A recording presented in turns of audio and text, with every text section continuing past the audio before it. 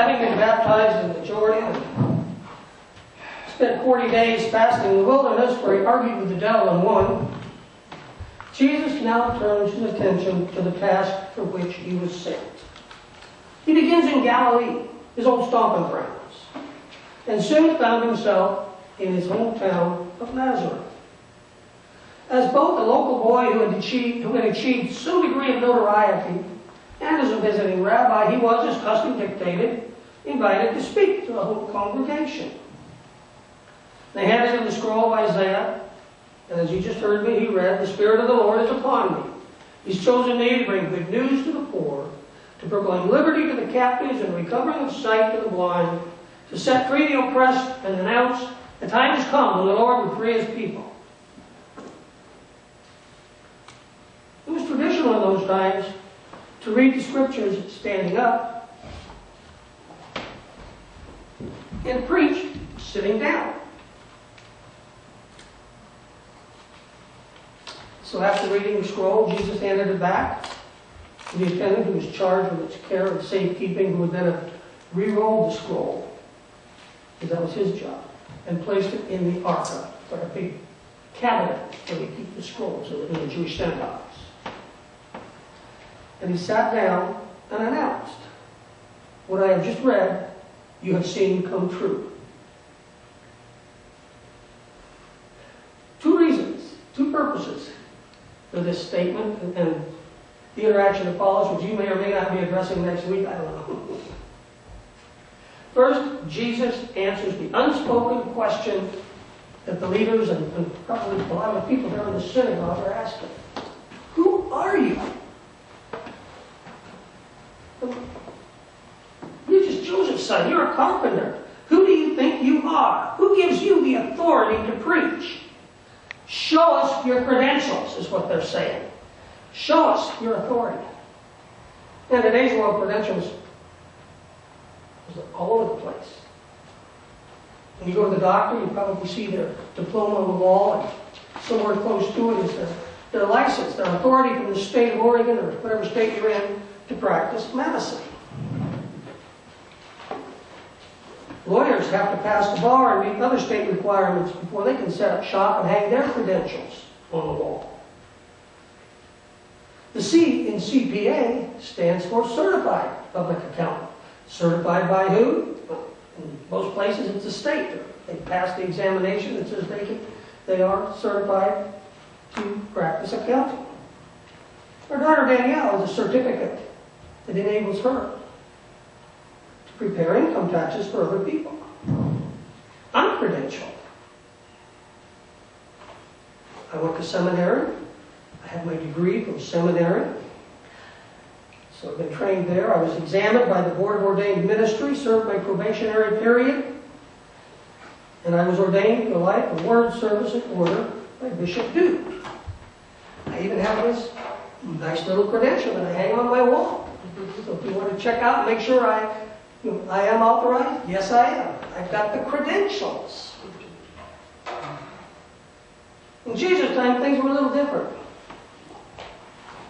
Rome didn't give you a nice printed certificate. The synagogue didn't give you a nice printed little certificate to hang on your wall that says, "Hey, I'm a rabbi." I didn't need it. Your credentials had to be proved in other ways. One's actions and teachings were the only credentials one could offer. So Jesus offers the credentials of Isaiah, which he claims for himself. He says, "I've been called by the Lord. The Spirit of the Lord is upon me. That's why I'm here. I'm here to free the oppressed, to give sight to the blind, to heal the sick, to restore the lame." And these are still the credentials of the people of God. Our credentials are, how do we take care of the pop, as I call them? How do we take care of the poor, the oppressed, and the powerless?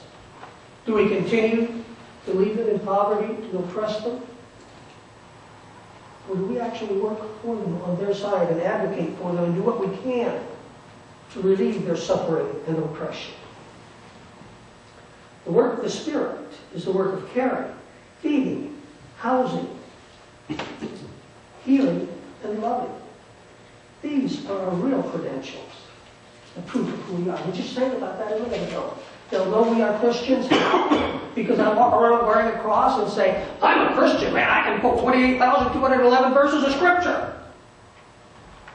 Or do they know we're Christians because of the way we interact with people, the way we treat people, the way we care about people, the way we help people?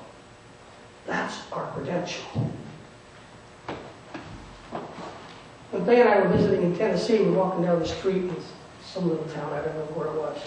But there was a tavern there. No, we didn't go in. I didn't go to those places. But I noticed in the door, on the window, they had a sign that said, free beer tomorrow. I'm willing to hazard a guess they haven't poured a lot of free beers in that tavern. But that's kind of the way some Christians are. When we start living in this pie in the sky, better by and by tomorrow, we're simply waiting for a future eternity. And in the middle of that, Jesus walks in to the synagogue, and walks in to our congregation and says, guess what? Eternity is here. Eternity is now. Or maybe more realistically, now is a part of eternity. We are living in eternity here and now. Like too many modern churches, the synagogues have pretty much lost their relevance to the daily life of the people of Jesus' time. They were more interested in teaching people to know God through praise and study and memorizing the law and obeying the law. And Jesus walked into their synagogue and said, it's not in the future, it's here, it's now. And Jesus says, God is here, right now. That's kind of uncomfortable for people. You know?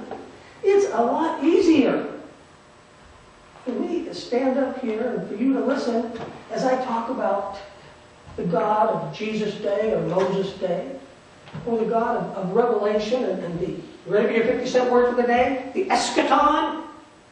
That's the end times. It's easy to talk and listen to those things. But when we start talking about God being here, now, it's not quite so easy. It makes things a little rougher. But the reality is that if God is only the God of creation and the God of the end times, then God isn't even God.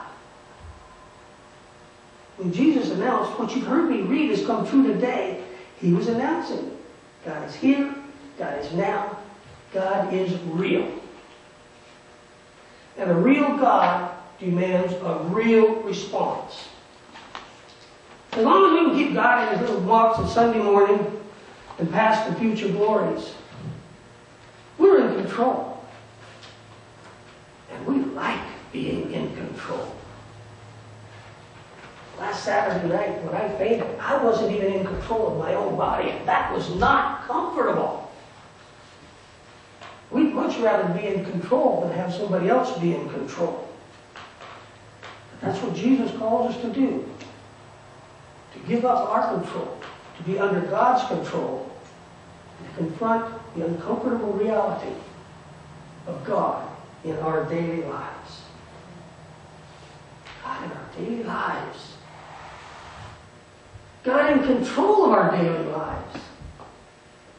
What would that mean? What would that look like? Well, if we start where Jesus started, with the words of Isaiah, then it begins with service to others. Good, old-fashioned Christian works. Service performed not for ourselves, not because, oh, I feel good. I went to school today and read to 3 little first graders. It was great. I feel good. Man, I'm a good guy. But service performed simply because we love God and we are responding to what God's done in our lives. Richard Foster says that Self-righteous service comes through human effort. True service comes from a relationship with the divine. Self-righteous service is impressed with the big deal. True service finds it almost impossible to distinguish between small and large service.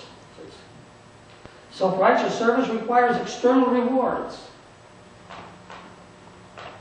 You've ever worked for just about any volunteer agency, one of the things they do is they're constantly thanking you and giving you some kind of thanks and reward and acknowledgement for your service, because that's how we keep people doing the things they're doing. The people from SMART give you a nice plastic name tag. It says how long they've been reading for them, that kind of thing. The idea is it's an external reward to help you keep going. True service rests content in its hiddenness. Self-righteous service is highly concerned about results. True service doesn't need to calculate results. Self-righteous service picks whom and where and when we serve. True service is indiscriminate in its ministry. Self-righteous service is affected by moods and whims. True service ministers simply and faithfully because there's a need. Self-righteous service is temporary. True service is a lifestyle. Self-righteous service is without sensitivity and insists on meeting the need, even when to do so might be destructive. True service can withhold the service as freely as perform it. Self-righteous service fractures community. True service builds community. True service is what we're called to. Or as A.T. Pierson wrote in The Truth, whatever is done for God, without respect of its comparative character as related to other acts, is service. And only that is service. Service is, comprehensively speaking, doing the will of God. God is the object. All is for God. For God's sake is unto the Lord, not as unto man. Hence, even the humblest act of the humblest disciple acquires a certain divine quality by its being done with reference to God. So the supreme test of service is, who am I doing this for? Much of what we call service to Christ isn't. If we're doing it for Christ, we shall not care for human reward or even recognition.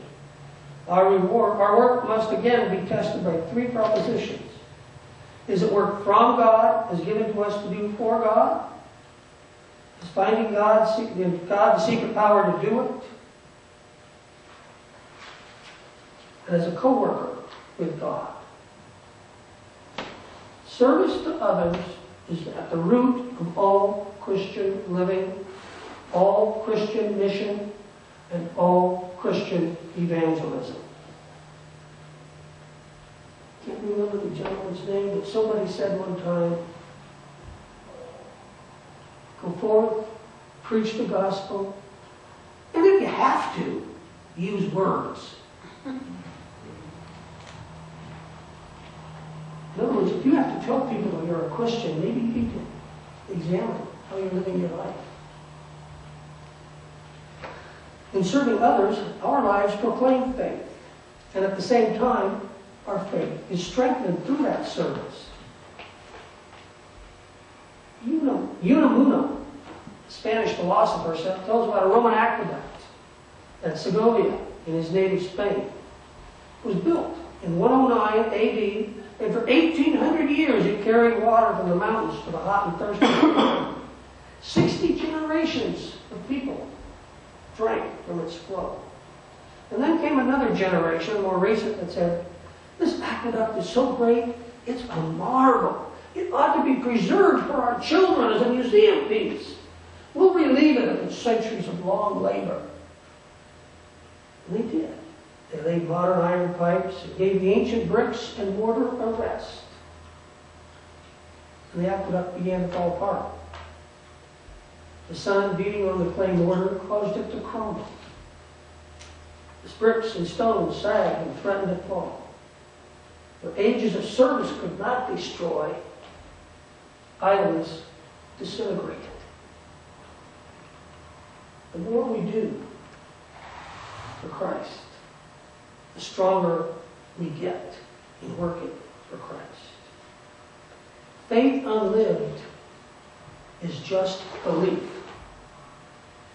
It's when our actions preach good news to the poor, when we work to relieve the oppressed, when we heal the sick and bring sight to the blind, that we present our true credentials.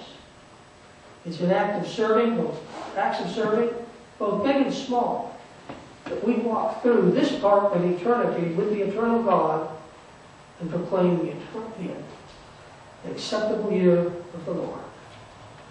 Amen.